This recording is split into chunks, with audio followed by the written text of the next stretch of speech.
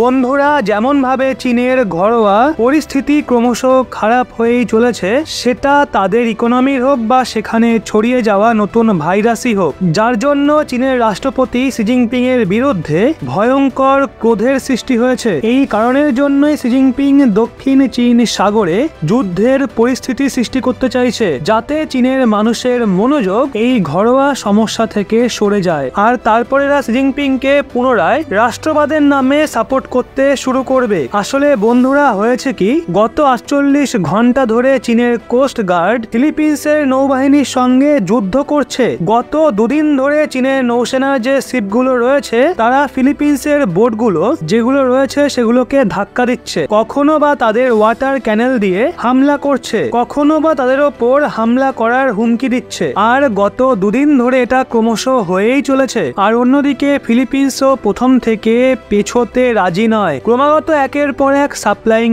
Boat, যেটা দক্ষিণী চীন সাগরে তাদের আইল্যান্ড পড়ে, যেখানে কয়েক হাজার ফিলিপিন্সের নাগরিকরা বসবাস করে, তাদের জন্য সাপ্লাইং বোট ক্রমাগত পাঠানো হচ্ছে। আর এটা পরিষ্কার করে দেওয়া হয়েছে যে তারা চীনের হামলা এবং হুমকিতে ভয় পায় না। শুধু তাই নয়, চীনকে তার জবাব দেওয়ার জন্য ফিলিপিন্স চীনের রাজদূতের সাথে যোগাযোগ করে এবং তাকে খুবই কঠোর বাক্য শোনায়। এর সাথে এটাও হুমকি দিয়েছে যে যদি এই হামলা এবং হ্যারাসমেন্ট না থামায়, তাহলে আমরা ফিলিপিন্সের মধ্যে মজুদ থাকা চীনের রাজদূতকে দেশ থেকেই বের করে দেব। আর এটাও হতে পারে তারই সাথে সমস্ত সম্পর্ক বিচ্ছিন্ন করব। শুধু তাই নয়, ফিলিপিন্সের সুরক্ষার জন্য এখন আমেরিকার সাথে ব্রিটেনও ময়দানে নেমে পড়েছে। ব্রিটেন সবার প্রথমে কঠোর শব্দে চীনের নিন্দা করেছে। এর সাথে নিজেদের কয়েকটা ওয়ারশিপ ফিলিপিন্সের দিকে অগ্রসর করেছে। অন্যদিকে আমেরিকার নৌসেনা আবারও ফিলিপিন্সের দিকে রওনা দিয়েছে।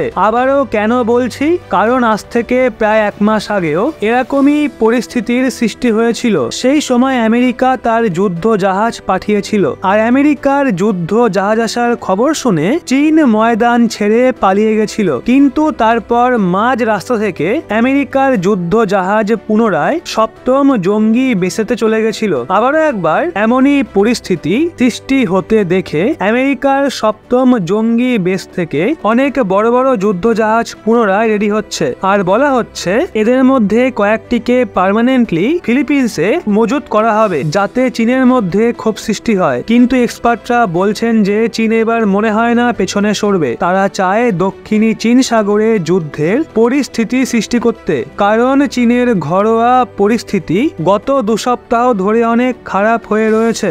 সেখানকার যে হসপিটালগুলো রয়েছে সেটা কোনো একটা অজানা রোগের কারণে সম্পূর্ণ ভর্তি হয়ে রয়েছে। আর এই রোগ ক্রমশ গোটা বিশ্বতেও ছড়িয়ে পড়ছে। আর এখনো পর্যন্ত কেউ জানেও না যে এটা কোন ধরনের রোগ। আর অন্যদিকে চীনের আর্থিক অবস্থাও এর চেয়েও বেশি খারাপ হয়ে গেছে। চীনের অর্থাবস্থা ক্রমশ নড়বড়ে হয়ে পড়েছে। ব্যাংকিং সিস্টেম পুরোই বিধ্বস্ত হয়ে গেছে। প্রত্যেক মাসেতেই কোনো না কোনো ব্যাংক প্রায় কোল্যাপস হচ্ছেই। এছাড়াও বেকারত্ব একটা বড় সমস্যা হয়ে দাঁড়িয়েছে, কারণ চীনের মধ্যে বড় বড় কোম্পানিগুলো ক্রমশ তাদের ফ্যাক্টরি বন্ধ করছে, চীন ছেড়ে পালিয়ে যাচ্ছে। আর এই কারণের জন্যই এদের ঘরোয়া পরিস্থিতি ঠিক নেই। এই জন্য শি জিনপিং এর ওপর নাগরিকদের ক্ষোভ বাড়ছে। আর এগুলোকে দেখে শি জিনপিং রণনীতি এটা তৈরি করেছে যে যুদ্ধের পরিস্থিতি সৃষ্টি করে দেশের সুরক্ষার নামে মানুষের সাপোর্ট পুনরায় অর্জন করা।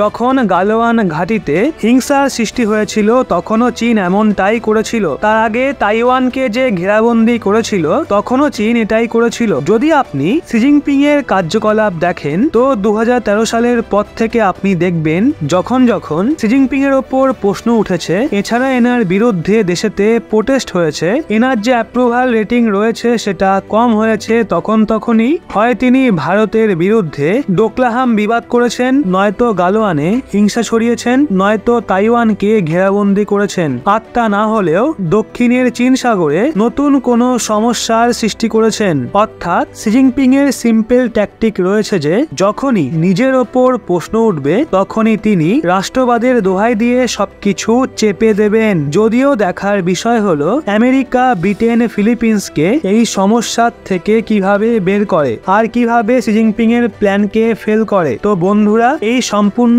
বিষয়টা নিয়ে আপনাদের কি মতামত? মতামত নিচে কমেন্টে অবশ্যই জানান।